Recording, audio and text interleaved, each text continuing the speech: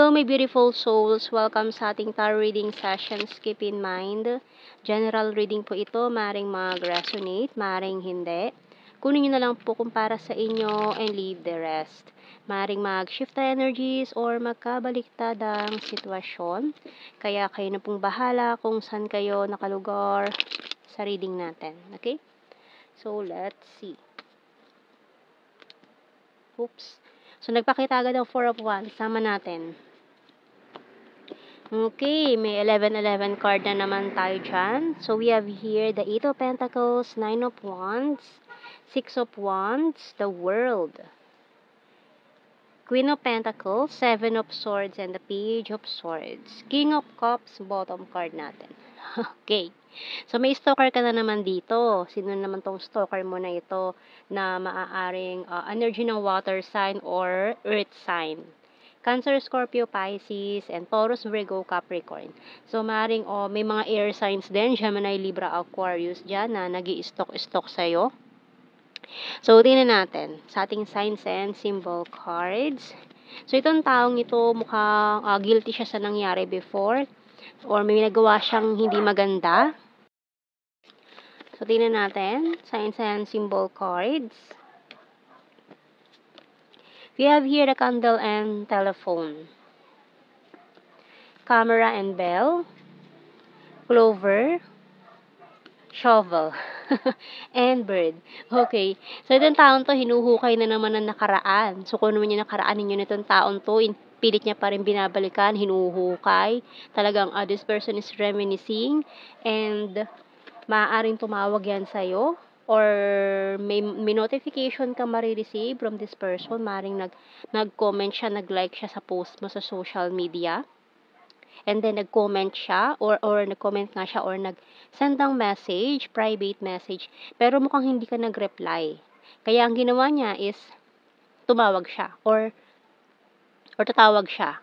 Ayan. Kaso, for some of you, in-ignore nyo lang eh. In-ignore nyo yung tawag na itong taong to, kaya, parang medyo uneasy siya, or hindi mapakali, ganyan. So, tingnan natin. Hindi siya mapakali kasi ini-ignore mo siya eh. Hindi mo siya pinapansin. Okay, kasi busy-busy ka sa buhay mo ngayon. Parang distraction lang siya. You're so hot and can I call you? So, ayan o. Kumbaga, mukhang nag-message siya sa'yo, pwede ba akong tumawag? Ganyan, pero in-ignore mo. Pero tumawag pa rin siya. Pero in-ignore mo pa rin. Di ba? So, ngayon hindi mapakali itong taong to. Ano bang nangyayari? Waiting for you. Giving up. So, maring give up mo na siya dahil sa ginawa nitong taong to. You're so sweet and caring. I want to surprise you. Or kung hindi mo talaga siya sasagutin sa call or kung ano messages niya, mukhang directly pupuntahan ka niyan eh. Want to surprise you. I'm so in love with you and I'm isolating myself to reflect. So, mukhang matagal tong hindi nagparamdam sa'yo eh. Ayan, nag-isolate pala siya eh. Kaya sa sobrang tagal, tapos, out of the blue, biglang nagparamdam.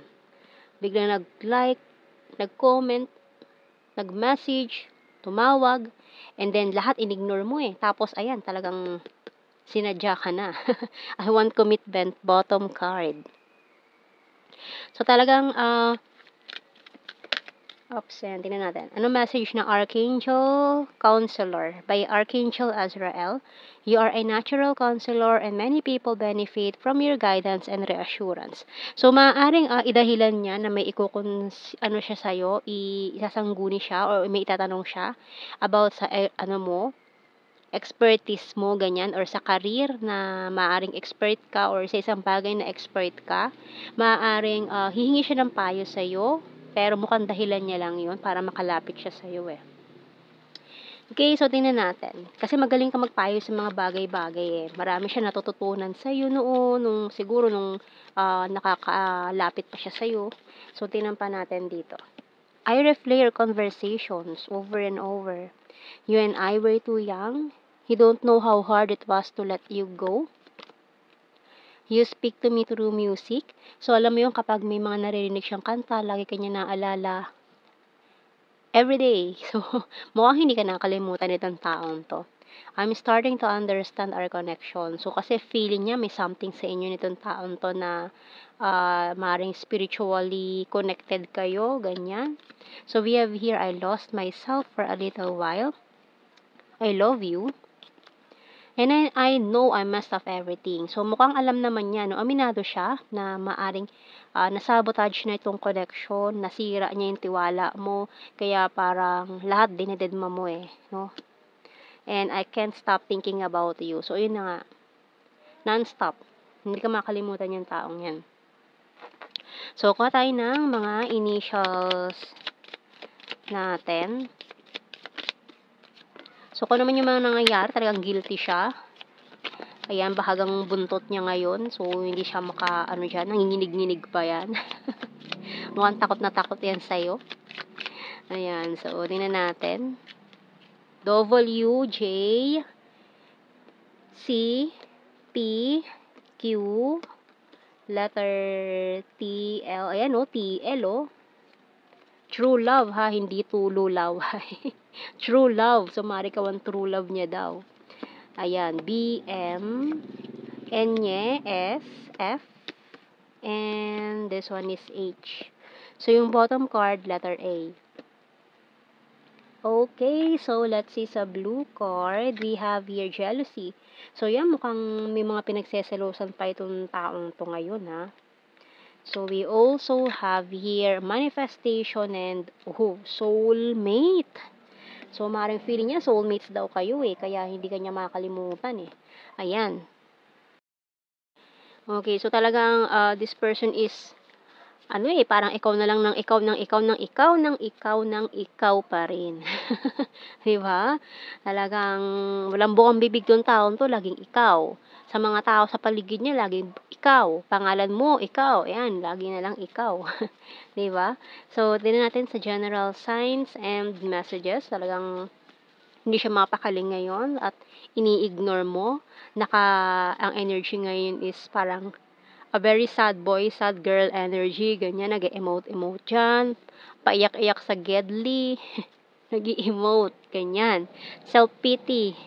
So, we have here, another twin flame energy, very serious, soon, city, March, and August. Ayan, talagang feeling niya nababaliw na siya kaiisip sa'yo, crazy for you.